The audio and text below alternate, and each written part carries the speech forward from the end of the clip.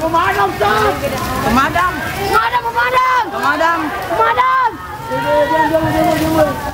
Kobaran api menghanguskan bangunan pondok pesantren yang berada di Kelurahan Watang Bacu Kiki, Kota Parepare, Sulawesi Selatan, Sabtu pagi.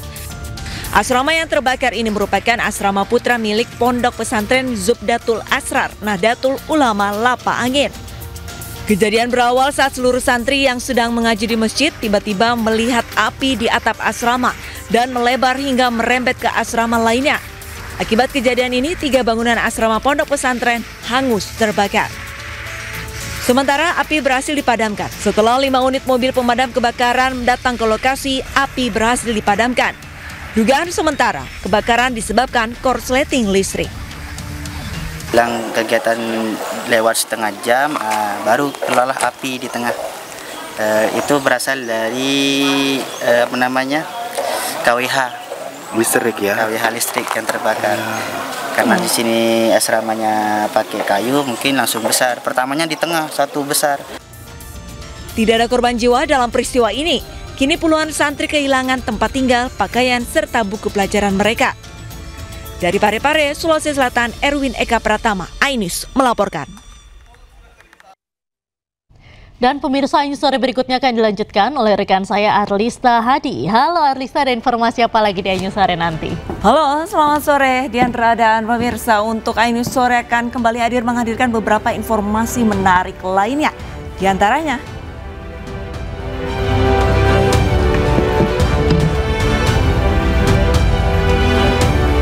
keluarga meminta penyelidikan kematian diplomat Arya Daru Pangayunan dilanjutkan kembali.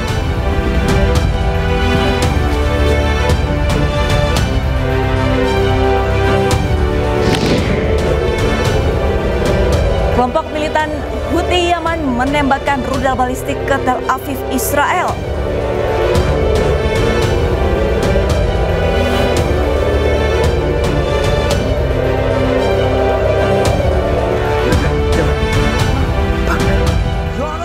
Kita ke informasi selanjutnya pemirsa, 1 dari 2 korban ledakan sumur minyak ilegal di Blora yang dirawat di RSUP Dr. Sarjito, Yogyakarta meninggal dunia Jumat malam. Sementara korban yang merupakan anak yang masih dalam perawatan intensif.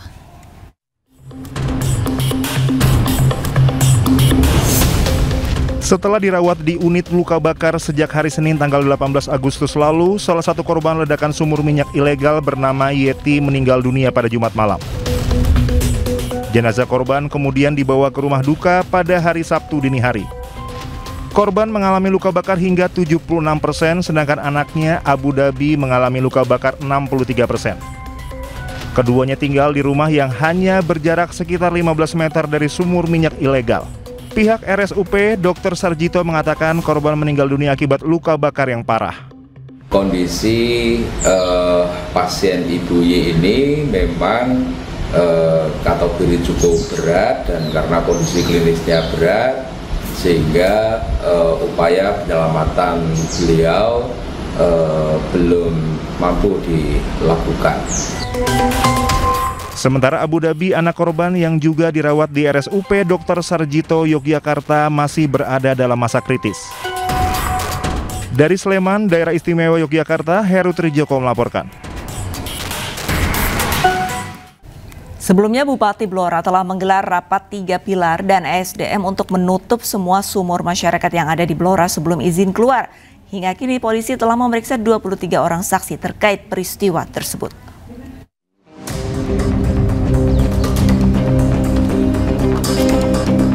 Bupati Blora Arif Rohman Jumat sore menggelar rapat koordinasi 3 pilar bersama ESDM dan Forkompimda.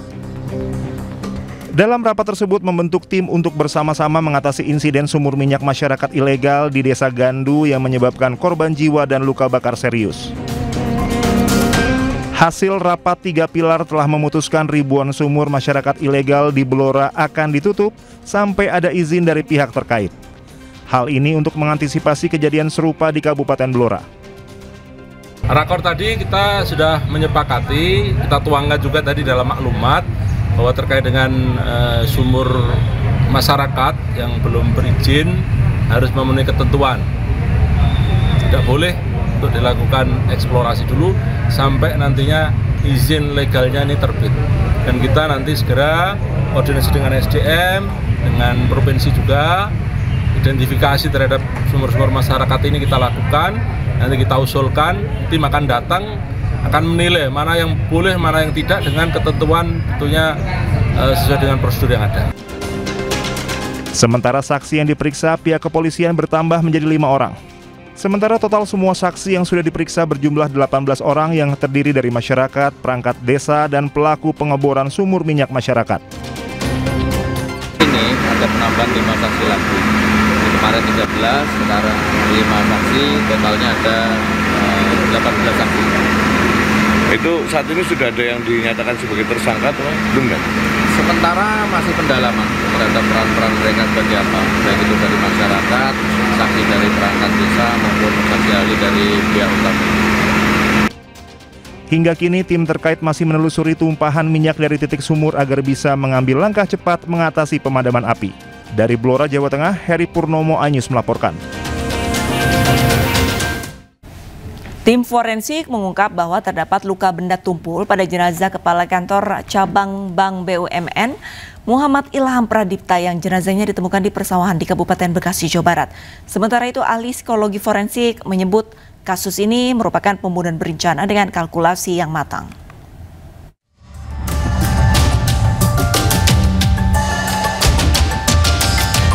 Tim forensik Rumah Sakit Polri Kramat Jati, Jakarta Timur rampung melakukan autopsi terhadap jenazah Kepala Kantor Cabang Pembantu Bank BUMN Muhammad Ilham Pradipta yang diduga tewas dibunuh. Hasilnya, tim dokter menemukan luka akibat benda tumpul di bagian leher dan dada sehingga korban kesulitan bernafas. Selain itu, tim dokter juga masih menunggu hasil uji laboratorium apakah terdapat kandungan racun atau tidak pada tubuh korban. Ditemukan tanda-tanda kekerasan pada bagian luar dan dalam tubuh korban. Luka-lukanya bagian dada dan leher. Luka sayatan atau benda tumpul. Sementara itu, ahli psikologi forensik menilai penculikan disertai pembunuhan terhadap Muhammad Ilham Pradipta dilakukan secara berencana. Pelaku juga sudah melakukan kalkulasi yang matang dari lokasi penculikan hingga alat yang digunakan untuk menghabisi nyawa korban. Tampaknya tidak bisa dielakkan bahwa ini memang merupakan kejahatan berencana. Kalau kita bicara tentang kejahatan berencana, maka para pelaku, termasuk siapapun yang ada di belakang mereka, sesungguhnya sudah melakukan kalkulasi terhadap 4 elemen. Target ditentukan, siapa target yang akan kita culik. Jangan sampai salah culik, jangan sampai menculik orang yang tidak perlu untuk diculik. Jadi targetnya betul-betul didefinitifkan secara spesifik. Elemen yang kedua yaitu insentif. Apa manfaat yang akan diperoleh dari aksi penculikan tersebut? Apakah manfaat tersebut sebanding atau tidak dengan resiko yang akan dihadapi oleh para pelaku? Jenazah Muhammad Ilham Pradipta dimakamkan keluarga di TPU Situ Gede, Bogor, Jawa Barat, Kamis malam lalu. Puluhan pelayat hadir mengiringi proses pemakaman. Tangis keluarga juga pecah saat melihat jenazah almarhum diturunkan ke liang lahat. Tim Liputan iNews melaporkan. Kita ke informasi selanjutnya, pemirsa. KPK menetapkan ex-Wamenaker Immanuel Ebenezer dan 10 orang lainnya sebagai tersangka terkait kasus pemerasan pengurusan sertifikasi keselamatan dan kesehatan kerja di Kementerian Ketenagakerjaan. Immanuel Ebenezer tak kuasa menahan air mata saat berjalan bersama tersangka lain di konferensi pers KPK. Selain Immanuel Ebenezer, ada 10 orang lainnya yang ditetapkan sebagai tersangka dalam kasus pemerasan pengurusan sertifikasi keselamatan dan kesehatan kerja di lingkungan Kementerian Tenaga Kerja. Dalam konferensi pers di Gedung Merah Putih KPK Jakarta, Ketua KPK Setio Budianto mengumumkan bahwa Immanuel terbukti menerima uang 3 miliar rupiah. Dalam operasi senyap ini, KPK menyita 15 unit mobil, 7 sepeda motor, dan uang miliaran rupiah.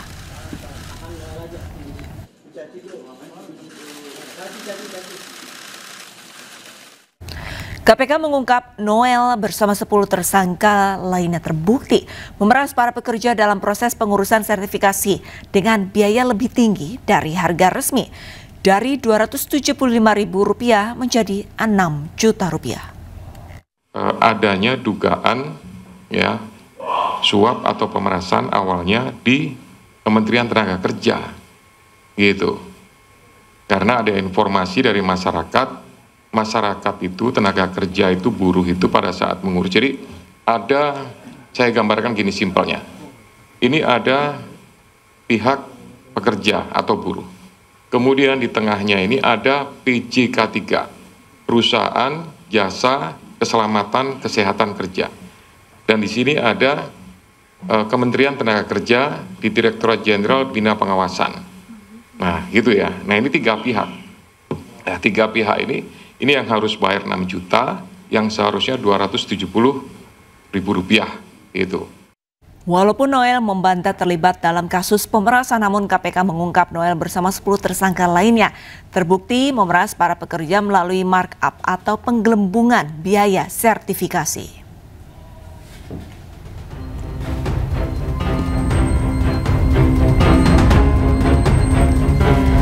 KPK mengungkap Emmanuel Ebenezer memeras para pekerja dalam proses pengurusan sertifikasi keselamatan dan kesehatan kerja atau K3.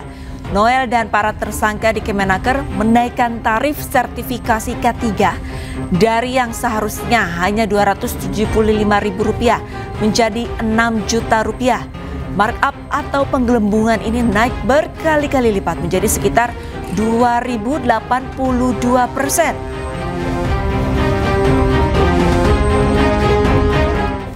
Usai ditetapkan sebagai tersangka, Emmanuel Ebenezer meminta maaf kepada Presiden Prabowo Subianto. Noel juga mengklaim tidak terjaring operasi tangkap tangan KPK, serta membantah terlibat dalam kasus pemerasan. Saya ingin sekali pertama, saya meminta maaf kepada Presiden Pak Prabowo. Kedua, saya minta maaf kepada anak dan istri saya. Ketiga, saya minta maaf terhadap pelaku. Saya juga ingin klarifikasi bahwa saya tidak di OTT.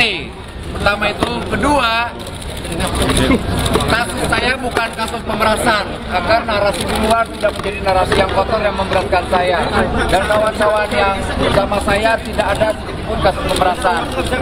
Dan apa yang kami lakukan, woi, ada cewek ini, woi.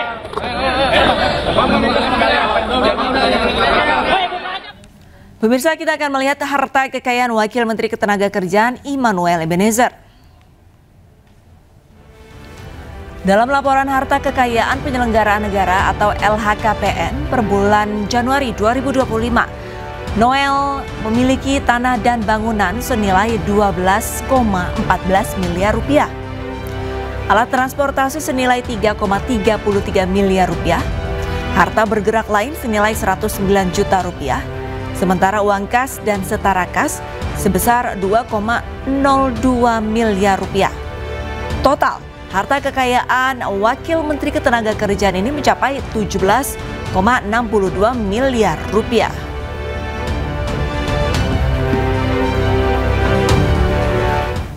Presiden Prabowo Subianto pecat Emmanuel Ebenezer alias Noel sebagai Wamenaker. Menteri Sekretaris Negara Prasetyo Hadi menyebut surat keputusan pemberhentian Noel telah ditandatangani Presiden usai KPK menetapkan Noel sebagai tersangka atas kasus pemerasan sertifikasi K3 di Kemenaker. Bapak Presiden telah menandatangani keputusan Presiden tentang pemberhentian Saudara Emmanuel Ebenezer dari jabatannya sebagai Wakil Menteri Tenaga Kerja. Selanjutnya kami menyerahkan seluruh proses hukum untuk dijalankan sebagaimana mestinya, dan kami berharap ini menjadi pembelajaran bagi kita semuanya, terutama bagi seluruh anggota Kabinet Merah Putih